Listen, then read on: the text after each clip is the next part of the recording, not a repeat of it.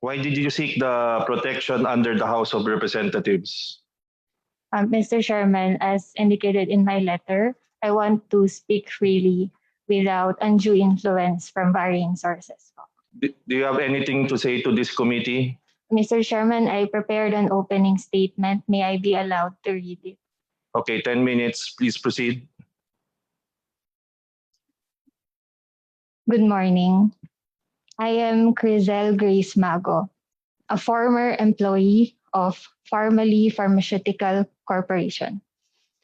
To begin, I extend my gratitude to the House of Representatives Committee on Good Government and Public Accountability for graciously allowing me time to make an opening statement and for having me under their protective custody. I am here to address a few points. First, I confirm that the official statement dated 28th of September 2021 was issued by me. I apologize for going off the radar for a few days. I simply needed time to breathe and to process everything that had just transpired. I also extend my gratitude to all those who expressed concern over my safety and well being. I am here, I am alive, and I am safe. Thank you very much. Let me also share a few sentiments that I have harbored for quite some time. As a shy and socially awkward person, the past 2 months have been difficult for me, which has been exacerbated by my involvement in the ongoing investigations where I was invited as one of the resource persons. While testifying before the Senate Blue Ribbon Committee last September 13, 2021, I was questioned about the specifics of Pharmally's first contract with PSDBM. It was extremely traumatic for me.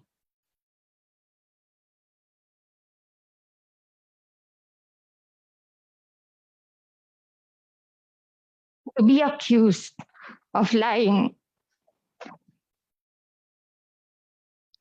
and threatened with contempt. And true to their threat, they already arrested one of our executives.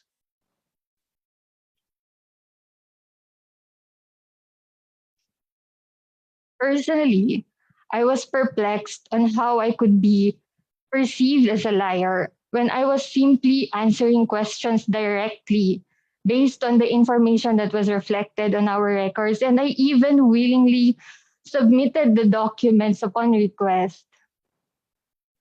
And after I relayed the sequence of events for that specific contract, one thing that stood out the most was the reaction to the advanced delivery, which included disparaging remarks like parang grab lang. I do recognize that each and every one of us are entitled to our own interpretation and reaction to every revelation made during the hearings. And while I personally agree that delivery made before issuance of a purchase order was unusual, we should not overlook the fact that this took place during an unprecedented time. I personally struggled to purchase face masks at that same time for personal use. And I am certain that majority of the Filipino people also relate to this experience, most especially our frontliners. Furthermore, and on a more personal note, I tested positive for COVID-19 during the course of the hearings, which resulted in a decline in my physical and emotional health.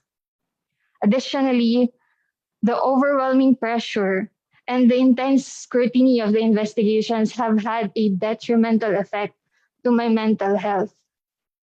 Over and above this, my personal mobile number and even my current place of address were also revealed publicly. This violated my right to privacy as a private citizen and also resulted in unwanted harassment and even disturbing messages and calls. Moving on, and on a second point, I deny all allegations made by the unidentified witness who appeared in a video presented by Senator Risa Ontiveros on September 24, 2021. And please allow me to expound on that. Pharmally Pharmaceutical Corporation or PPC has never delivered damaged items to the government, neither does it intend to. PPC conducts its routine quality inspections on the inventory prior to making deliveries. And it is in the conduct of these quality inspections that we were able to identify damaged face shields, which includes but not limited to dented, folded, torn or broken, and discolored face shields. Now, these damaged face shields were immediately segregated subject to proper disposal, and therefore they were excluded for delivery. And moreover, when we received the inventory, it was already inconsistently packed to begin with, meaning that there were face shields packed individually, and then there are also those in groups. And to make matters worse, there was a significant number of packed face shields that we opened solely for the purpose of removing the damaged items. And as a result, we ended up with an inventory so inconsistently packed, ranging from about 6 to 10 face shields per pack, in addition to the face shields that were individually packed. So I raised this concern to our management in a meeting sometime in August 2021. And it has been decided to repack the stocks uniformly in groups of 10 face shields per packaging. This is for an easier and more efficient inventory management and accounting. And this is the same instruction that I gave to the warehouse personnel. And in the course of the repacking, the face shields, the packaging which had broken quantities were merged together to form 10 pieces per packaging. And in the conduct of the repacking, the product certificates got mixed up and some were subsequently discarded because the staff only needed to put one product certificate per packaging. So to further clarify, the face shields required by the Department of Health for this specific contract are non-medical grade face shields, and this is also stated in the technical specifications. Third point, regarding my previous testimonies on the questions pertaining to swindling the government, I do admit that it was a pressured response. Given the amount of pressure that I was under at that time, and even the rush of emotions associated with the allegations made and my subsequent admission, I was not in the proper frame of mind to think clearly.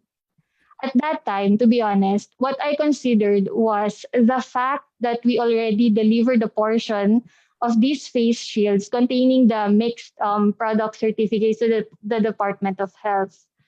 But after the Senate hearing and after I evaluated my answers or my testimonies, I realized that the face shields that we partially delivered to the Department of Health have not been inspected. Hindi pa po siya na-inspect and na-accept ng Department of Health. So hindi pa rin po siya na-allocate and distribute sa mga end users.